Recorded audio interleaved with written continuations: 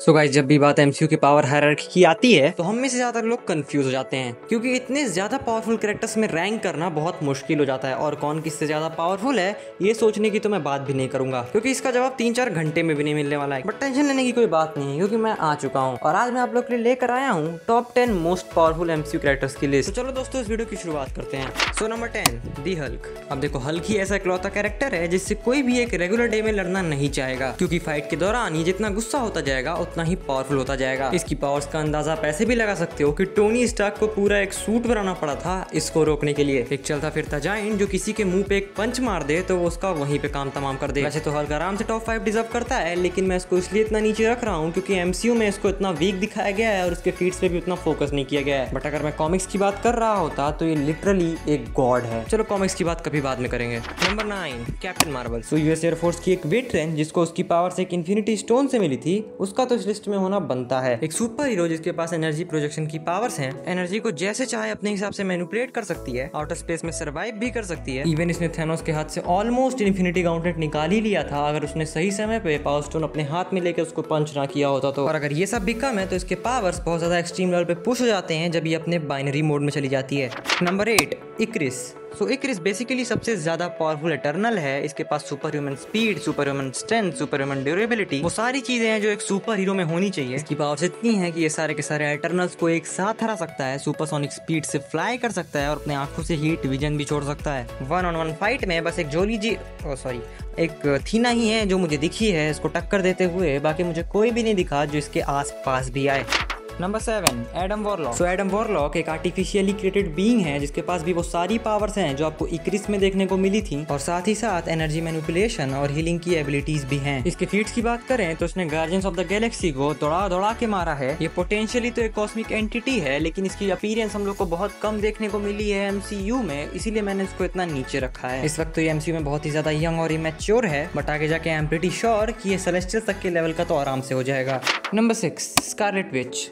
अब मुझे एक्सप्लेन करने की जरूरत भी नहीं है कि मैंने इसको इस रैंक पे क्यों रखा है। मतलब थैनोस का ब्लेड तोड़ देना, उसका आर्मर भी तोड़ देना, उसको ओपन फायर करने पे मजबूर कर देना is something only Scarlet which can do. और अगर ये सब भी इनफ नहीं है तो मेरी वांडा ने कमरताज पर भी अटैक किया था और दर्जनों सॉर्सरर्स को एक साथ अकेले मार दिया था। एंड वॉट माउथ और स्मार्टेस्ट मैन की मैगी बनते हो तो आपने देखा ही होगा। अब आप लोग डेफिनेटली ये सोच रहे होंगे कि ये इतनी पावरफुल होने के बावजूद भी टॉप 5 में क्यों नहीं है। Because number 5, doctor strange. अभी तुम लोग मुझसे पूछोगे कि ये वांडा से ऊपर कैसे है। तो देखो, मल्टीवर्स ऑफ मैडनेस में अक्रॉस दी मूवी जो भी हो रहा था वो बस डार्क होल्ड की वजह से हो रहा था, और डार्क होल्ड की वजह से ही वांडा की पावर्स इतनी बूस्ट हुई थी। और अब डॉक्टर स्ट्रेंज ने भी डार्क होल्ड पढ़ ली है तो ऑब्वियसली वो वांडा से ज्यादा अच्छे से मैजिक को समझता है, तो उससे ज्यादा पावरफुल हो गया है। और अब अगर मैं बात इसके फीट्स की करूं तो इसने डोरमामू को डार्क डायमेंशन में हरा दिया था, जो कि बड़े से बड़े पावरफुल बीइंग भी नहीं कर सकते, इवन ऐसा करने की सोच भी नहीं सकते। और अगर अब जब पावर्स की बात करें तो energy absorption, energy manipulation, matter manipulation और एब्जॉर्प्शन, यकीन मानो ये सारी चीजें इसके लिए बस वार्म अप हैं। Number 4,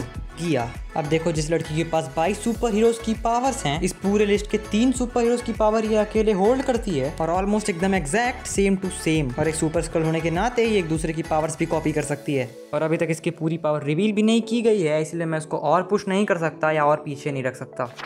so number 3, Thor. Seriously मुझे मालूम भी नहीं है कि मुझे इसके बारे में बताने की जरूरत है तुम लोग को या नहीं। I mean कि एक लिटरल गॉड जिसकी स्ट्रेंथ इतनी ज्यादा है कि एक पूरे स्पेसशिप को पुल कर दे, और ड्यूरेबिलिटी इतनी ज्यादा एक्सट्रीम लेवल पर कि एक पूरे न्यूट्रॉन स्टार की एनर्जी को लेने के बावजूद भी सर्वाइव कर जाए। और अगर सिर्फ पावर्स की बात करें तो इसके पास ओडिन फोर्स भी है, जो कि पूरे एमसीयू में सबसे पावरफुल फोर्स है। इवन एमसीयू में कभी इतना हाईलाइट नहीं किया था इस चीज को, लेकिन मुझे मालूम है कि आगे चल के जरूर करेगा। Number 2, Sentry. सो अब मुझे एक बात बताओ, क्या तुमने कभी सूरज को छुआ है? ऑफ कोर्स नॉट, क्योंकि तुम लोग उसके पास जाते ही वेपराइज जाओगे, उसको छूना तो दूर की बात है। और सेंट्री के अंदर 1000 एक्सप्लोडिंग सन्स की पावर है, और ये बहुत सारे अदर गॉड लाइक पावर्स भी रखता है, जैसे energy manipulation, matter manipulation, God like strength, God like speed, God like stamina, वो सारी चीजें हैं जो एक गॉड के पास होती हैं। और यहाँ तक कि ये टेलीपैथी भी यूज कर सकता है। देखो, मैं सेंट्री की बात कर रहा हूँ, वॉइड की नहीं, क्योंकि वॉइड एक सुपर विलन है, ना कि एक सुपर हीरो। और अगर वॉइड की बात मैं कर रहा होता तो वो आराम से टॉप 2 में ही रहता, क्योंकि इसके ऊपर वाला इन सब का बाप है।